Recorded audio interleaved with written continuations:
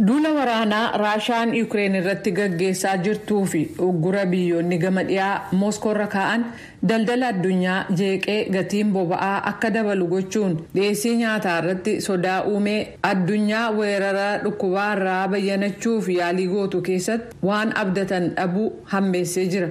Jaarmiyaan maallaqa addunyaa yookaan IMF dinagdee addunyaa irratti ilaalcha qabu akka hanqisu taasise. Jaarmiyaa maallaqa addunyaa keessatti hayyuu dinagdee olaanaa akka ta'an Pierre Olivier Gornichas akka jedhanitti. Even before the war, inflation in many countries had been rising due to supply-demand imbalances and policy support. Duulli waraanaa kun utuu hin jalqabiin durayyuu biyyoota hedduu keessatti qaala'insi jireenyaa mudatee ture. Kunis dhiyeessiif fedhiin jiru walgituu dadhabuu isaatiin kan ta'edha. Kana malees imaammanni deeggarsa yeroo weerara dhukkubaa hojiirra oole imaammata maallaqaa daran muddamsuu keessa galche. Jaarmiyaan maallaqa addunyaa yookaan IMF tilmaama guddina addunyaa lafa kaa'e isa harka 4.4 ture gara harka 3.6tti hanqiseera.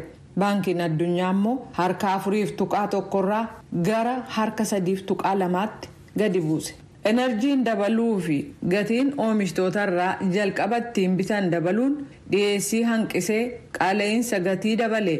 Kanaafis masaraan White House Moscow komateera. We've said this from the beginning that the invasion of Ukraine by President Putin and Russia is going to have. President Putin Yukreenin akka weeraran Raashaan dinagdee addunyaa irratti dhiibbaa gochuu akka itti fuftu jalqabaa kaasee dubbachaa turre. Gabaa zayita boba'aa yookaan kanneen biroo irrattis jedhan. Kanatti dabalee immoo sababaa weerara vaayirasii Omicron kan gosa vaayirasii koronaa ta'een kan ka'e waan hundumtuu cufamuun dinagdeen Chaayinaa suuta akka tiratu taasise. Yuunivarsiitii George Washington keessatti Piroofeesara waa'ee dinagdee ka ta'an Diana Ross akka jedhanitti. First of all, China has imposed a quarantine of 1 week on goods that come into China. That means that jalqaba Chaayinaatu mi'a gara biyya isheetti seenu torban tokkoof ugguree kaa'e. Kana jechuun warshaaleen waan isaan barbaachisu Kooriyaa Kibbaa fi kanneen biroo irraa argataa turan waan Chaayinaa keessatti oomishamu hojjechuudhaaf waan isaan barbaachisu hin argatan jechuudha. Lammaffaa immoo sababaa uggura kaa'ameen buufanni dooniiwwanii kan akka Hong Kong fi Shanghai keessa muddamsa keessa jiru jedhaniiru. Baankiiwwan waaltaa kanneen bona kana walgahii dhaabbata maallaqaa addunyaa fi baankiin addunyaa Washington DC keessatti gaggeessan irratti argamuuf jiran kaayyoo isaanii ijoon addunyaan kufaatiitti tuun seeniin dura qaala'insa jireenyaa dabsuudha. Kunis suuta dhala maallaqaa dabaluudhaan haala qindoomina qabuun gaggeessuun ni filatamaa jedhan.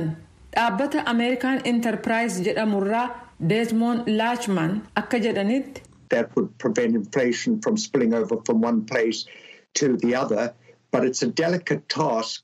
Kana gochuun qaala'insi jireenyaa iddoo tokkorraa iddoo biraatti akka hin dabarre ittisa. Garuu hojii of eeggannoo cimaa barbaada. Sababaan isaas gabaa hunduu walqixxee keessatti qooddatuuf baay'ee guddataa deemuu hin qabnu. Gabaa manaa kan akkaan guddatu qabna. Dhala maallaqaa dabaluun kufaatiin ituu hin mudatiin qaala'insa hanqisuun dhimma salphaan ta'u. Tarii qaala'insi jireenyaa fagaatee akka deemu gochuun suuta jedhee akka gaddeebi'u gochuuf karoorfachuun irraa eegama ta'aa jedhaniiru. Biyyoonni gama dhiyaa Pireezidaant Vilaadimir Puutiniin qobaatti hambisuuf yaalan iyyuu qindoominaan kana gochuun rakkoo ta'a.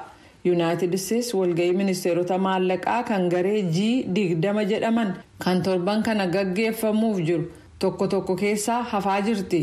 Kunis Mooskoon Yukreen irratti tarkaanfii fudhataa walga'ii kana keessatti hirmaachuu mormuuf akka ta'e beekamee jira.